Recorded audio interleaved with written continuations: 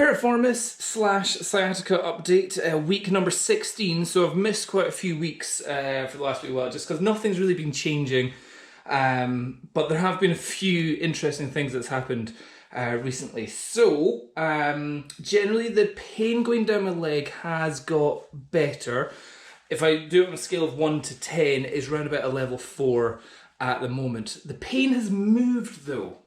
So there's a term in pain management of your pain is it reference pain?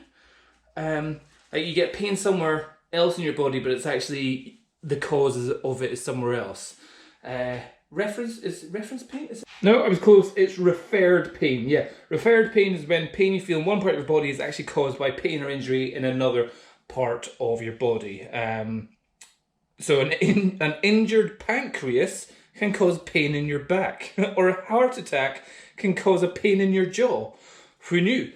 So yeah, learning something new every single day. And so that's the only thing. So the pain is moving around, but there's obviously overcompensation pains as well. So in other words, because my right side's been sore, I lean more on my left-hand side, which means that the joints are going a wee bit more on this side all the time, more pressures on this side, the IT band's getting tighter on this side, the glute, your glutes are being more activated on this side, so they feel more fatigued, and your body just gets messed up whenever you've got pain unilaterally down your body. It doesn't mean don't just look at that side, look at that side as well. So the pain has moved. I went very much into my back, into my lower back. I was like, oh my goodness, can barely stand. And now it's in my coccyx. And it's like I've been, the only pain I can describe it as is one time I went snowboarding and I fell really hard on my coccyx on some hard ass ice effectively. I was like, oh! And it's like I've got a bruised coccyx and I'm like, what's going on? I'm trying to stretch that area. So lots of like working the piriformis, lots of pigeon poses, lots of Stu McGill big 3 to kind of align everything. And it's just weird. I'm waking up in the morning just going, like it's almost like I've been forced to sit for too long in an uncomfortable chair and it's given me a sore coccyx, which is weird because that's not what my life has been like.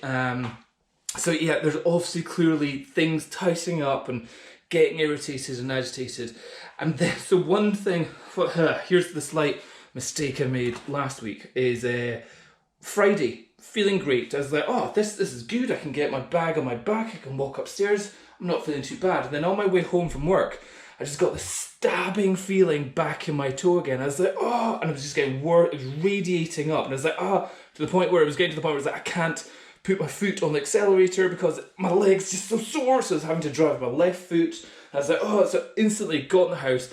Painkiller. Well, was it nerve relaxant, pregabalin, and other painkillers. Anyway, just lots of painkillers. And I was like, go away. And then I was like, it's Friday. I want some beers. So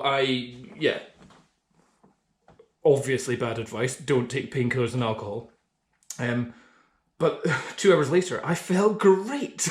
I was like, whoo, pain's gone. I feel wonderful.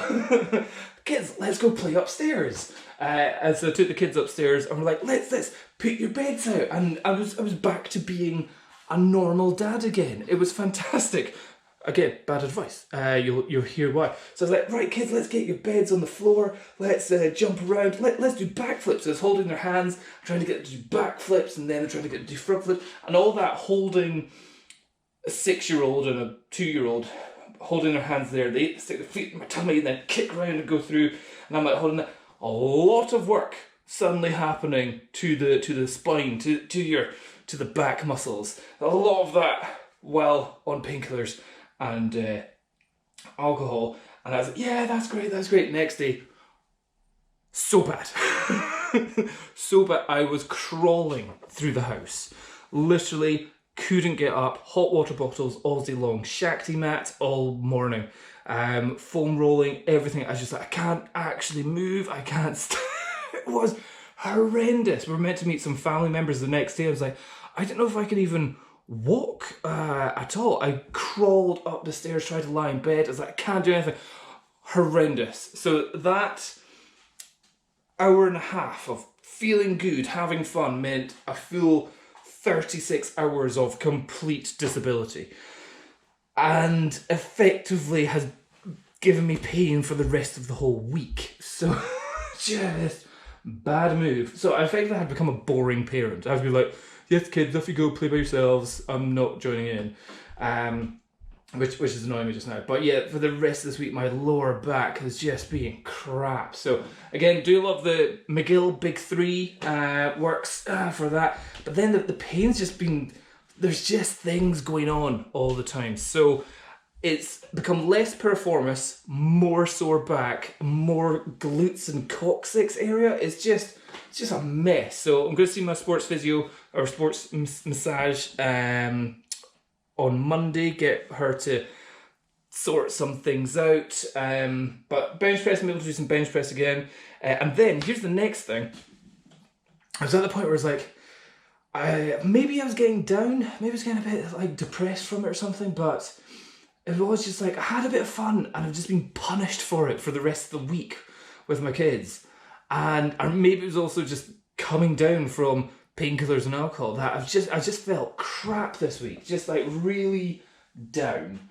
And I think it's a mixture of SADS, seasonal affective disorder, because it's just dark and cold and I'm in pain, and there's Brexit and there's COVID-19 and there's the threat of another Scottish independence. It's like, I wish I could turn off the news, but now we find out if we turn off the news, we can be arrested because we drive to the wrong place and we don't have the right allowance to drive to certain places. Just like, things were just like being annoying, and I was just like, and then I've just been so tired, and I think the tiredness is a factor of psychological, environmental issues, generally being sore with my back and waking up multiple times a day. And then I was thinking, like, then I did some weights, so I was like, I feel so weak. And then I was thinking, hold on, I've lost all my motivation from my weightlifting from about 2 weeks ago, and I'm in pain and I'm tired and I'm lethargic. Maybe I've got low testosterone levels. Oh, so it's like Googling low testosterone, and then it's like low testosterone. It's like, yeah, if you feel depressed, lethargic, hair loss, oh my God. All these things, it's like, oh my God, maybe I've got low testosterone levels.